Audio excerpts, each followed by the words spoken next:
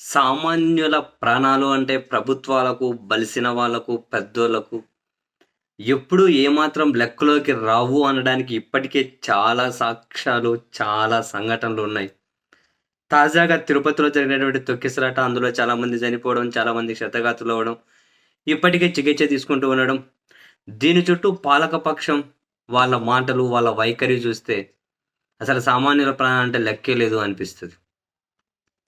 ఒకవైపు ముఖ్యమంత్రి గారేమో దీనికి బాధ్యతైన వాళ్ళ మీద వేటు వేయకుండా, వాళ్ళ మీద చర్యలు తీసుకోకుండా, దీనికి డైరెక్ట్‌గా సంబంధం లేని వాళ్ళ మీద చర్యలు తీసుకొని, ఏదో ప్రభుత్వం సీరియస్‌గా ఉంది అని జనాలకు సంకేతాలు పంపించడం కోసం, అండ్ మరో పత్రికా కథనంలో చెప్పాలి అంటే, అందరి మీద కేసులు పెట్టడానికి ఎవరైతే అధికారులు సహకరించట్లేదో వాళ్ళ మీద వేటేశారు.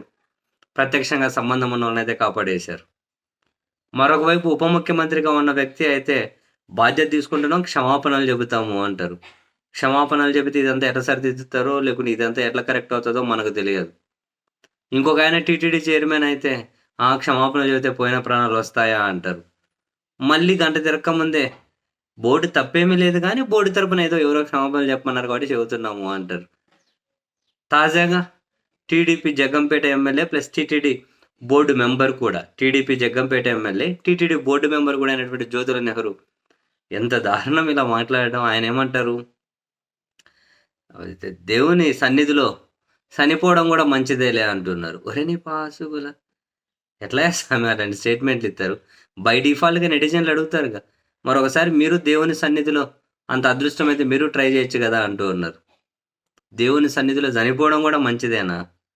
దేవుని సన్నిధిలో భక్తులు చనిపోవడమే మంచిదైతే, మరి ఇక దేవుని సన్నిధిలో ఉండి దేవుడి మీద నిర్ణయాలు తీసుకొని సమీక్షలు చేసే మరి టీటీడీ పాలక మండలి, మరి మీరు ఒకసారి అదృష్టాన్ని పరీక్షించుకోవచ్చు గదా! అని చెప్పి నెటిజన్లు అంటున్నారు.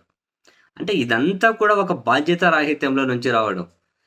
ఏమైతదిలే ఎవరో చేస్తే మనకెందుకని ఆ ఫీల్‌లో నుంచి రావడం.